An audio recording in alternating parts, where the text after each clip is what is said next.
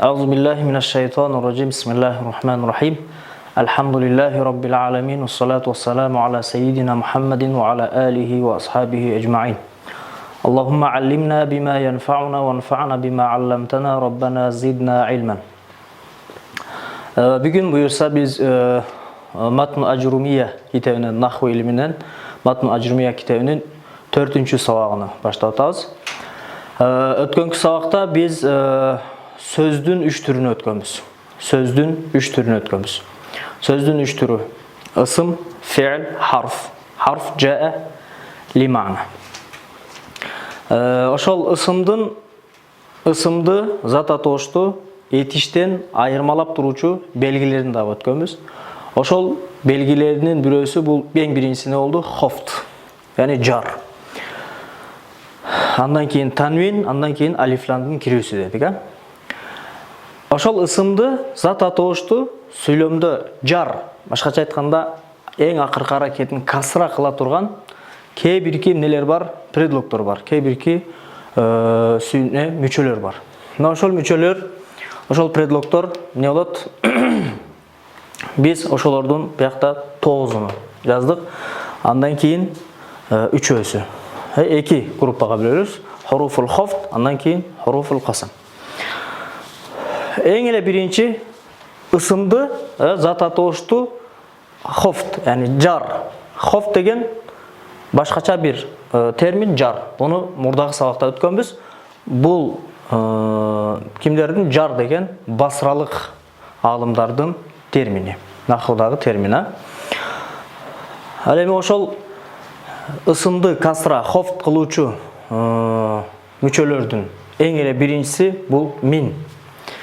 Мин деген сөздің маниси biz кыргызчага салыштыра турган, кыргыз тилине салыштыра турган болсок, бул дан мүчөсүн берет. Же орусчага из от деген, мисалы үчүн из школы деген сыяктуу.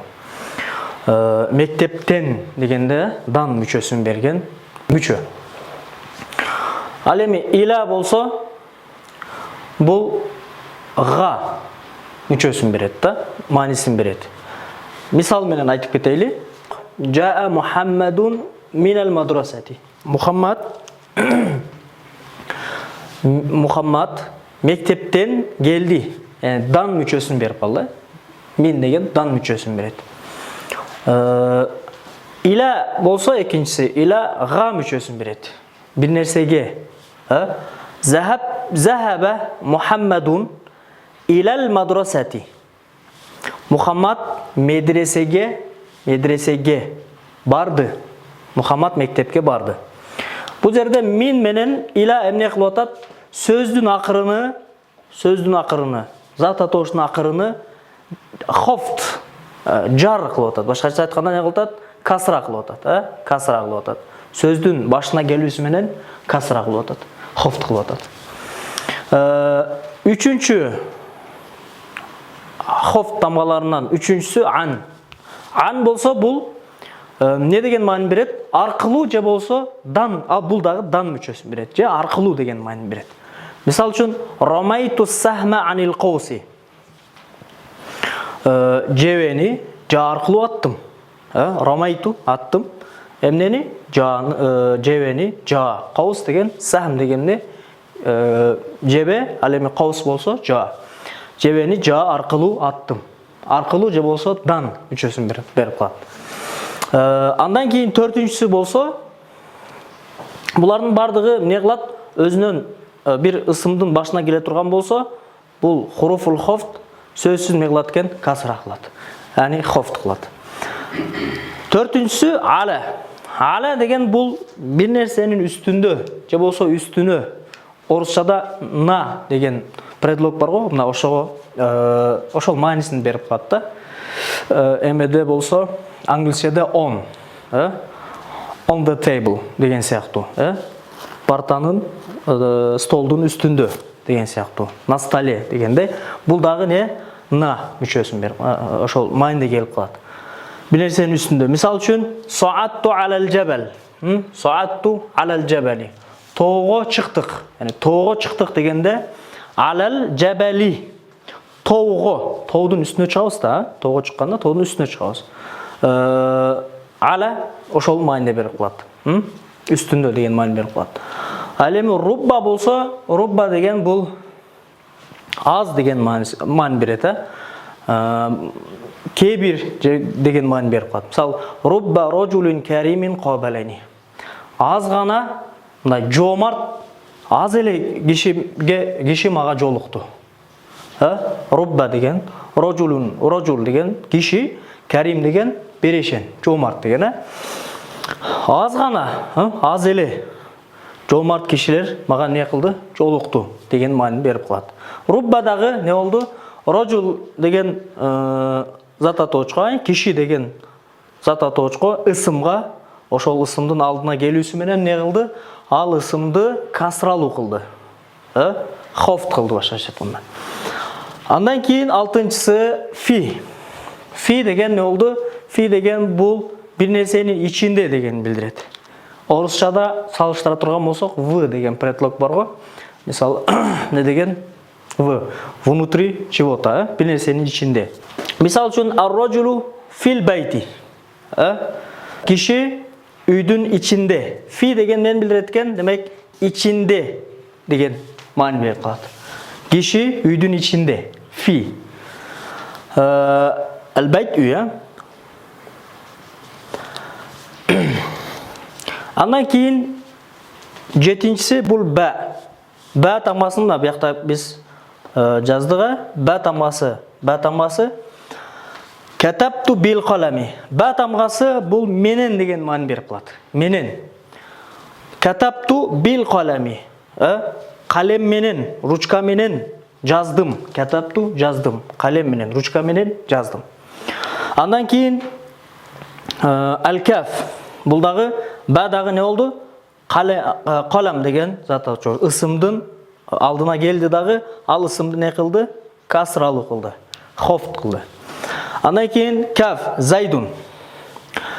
Кал асади. Каф деген бул окшош деген билдирет. Сыяктуу окшош деген маани билдирет. Мисал үчүн зайдун кал асади деп айта турган болсок, зайд эмнеге окшош? Арстанга окшош. Башкача айтканда не? Батыр же болсо арстанга окшош күчтүү деген мааниде. Зайд арстанга окшош, арстан сыяктуу деген маани берет, окшош деген маани берет. Ал эми 9-нчусу болсо бул не деген маани берет? Аллам. Лам 9-нчусу лам. Бул жерде Джиту ила Мисра лит-тааллуми. Лит-тааллуми. Лам. Тааллум деген сөз, билим алуу, үйрөнүү деген сөз, зат атоочу. Ошол зат атоочко кирүү менен не кылды? Аны касралуу кылды. Бунун мааниси үчүн деген маани берет. Лам үчүн. Джиту ила Мисра. Египетке келдим. Египетке келдим. Эмне үчүн? Лит-тааллуми. Бул жерде байкасаңыздар, биз бул жерде иля өзүнөн кийинки келген зат атоочту не кылат дедик? Жар кылат, хофт кылат дедик. Бирок бул мисалыбызда биздики фатха болуп калды. Неге дегенде кээ бирки сөздөр бар, бул исключение болуп кетет. Кээ бирки сөздөр бул эрежебизге баш ийбей калат. Мына ушундагы эскерте кетишибиз керек.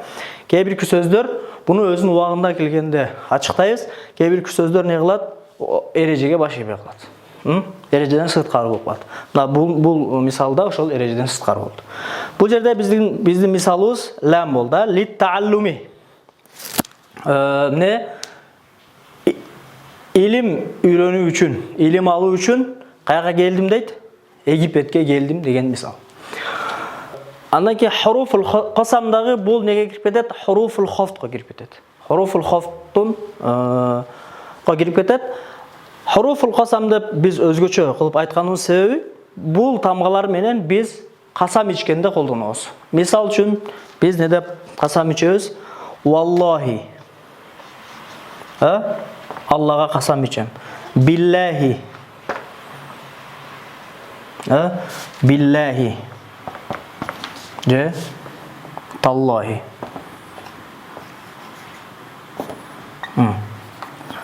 Аллах деген сөз, лафзул жалала не болды? Бұл жерде ақыры касрамен бітті. Бұл тамғалардағы ал-вау, вал-ба, ват-та. Вау. Андан кейін бә тамғасы.